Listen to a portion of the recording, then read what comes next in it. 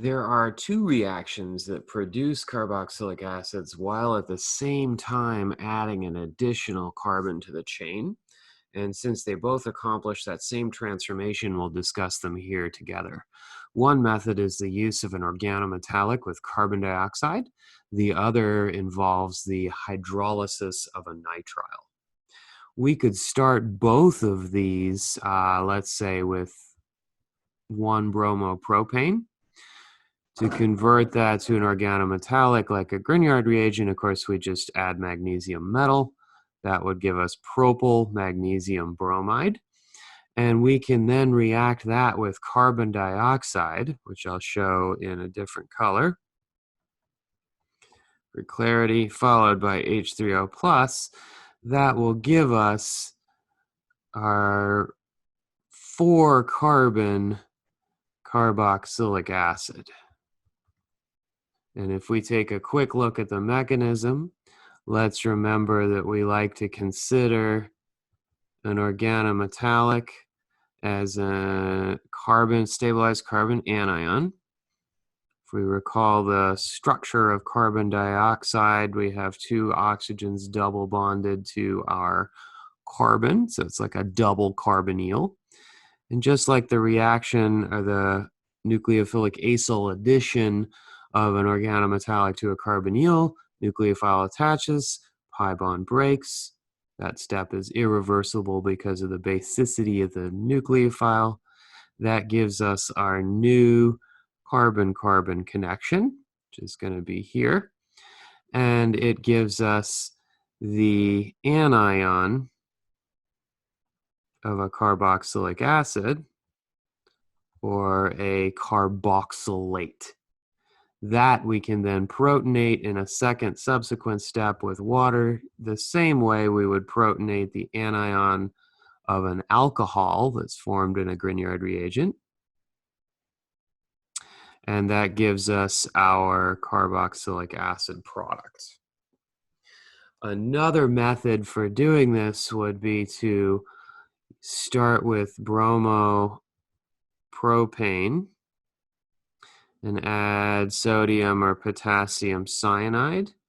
And let's color code the CN in purple as well for this case. That is an SN2 reaction we already know. It could also go SN1. It's going SN2 in this case because we have a primary leaving group, but it could go SN2. That gives us our new carbon-carbon bond. So we don't usually think of a nitrile as adding a new carbon-carbon bond because it's its own functional group. But on our new reaction in this chapter is that we can hydrolyze that nitrile with water and an acid. I'll put H2SO4. We could use HCl. Any strong acid will work. You can also hydrolyze the nitriles in base. We're going to go over the mechanism for this in chapter 20, so we're not going to worry about it yet, but that fits in nicely with carboxylic acid derivatives. What that gives us then is from the nitrile, we hydrolyze that carbon, meaning we react it with water. So we lose the nitrogen and we end up forming a carboxylic acid. Now notice that both of these new methodologies, using an organometallic or using a nitrile, involve making a new carbon-carbon bond. So we're adding a carbon to our molecule and we're creating a carboxylic acid. And typically they're interchangeable. There are a couple of cases where you might like to use one over the other. And let me show you an example of each one of those. If we have a molecule like bromobenzene where we can't do SN1 or SN2 with cyanide easily, that's going to be better done with the organometallic. So if we first add magnesium, Then we add CO2, and we'll just lump those two sets of reactions together. Then we add H3O+. We'll end up forming benzoic acid. So we've added an additional carbon, created a carboxylic acid. Recall that carbonyls also react with nitriles, or rather with cyanide, to form a nitrile, in particular to form a cyanohydrin, or a alpha-hydroxy nitrile.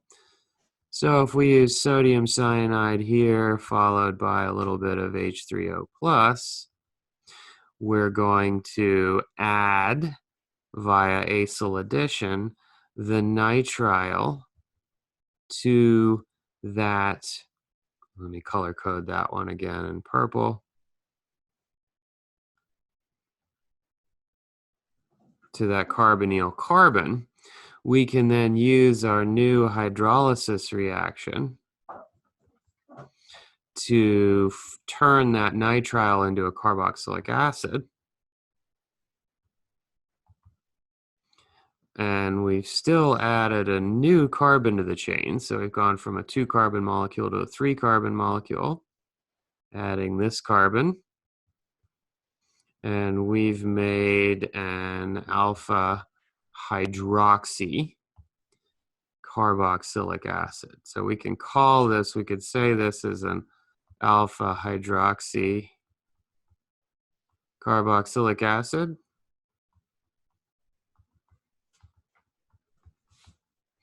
Because if we think of this as the number 1 carbon, alpha, or adjacent to it, there's the hydroxy group. Note that we would technically call this 3-carbon system propanoic acid, so 2-hydroxy propanoic acid, also known as lactic acid. Lactic acid in biological sense, of course, is one particular stereoisomer, because we have this chiral center here, but it has that general constitution.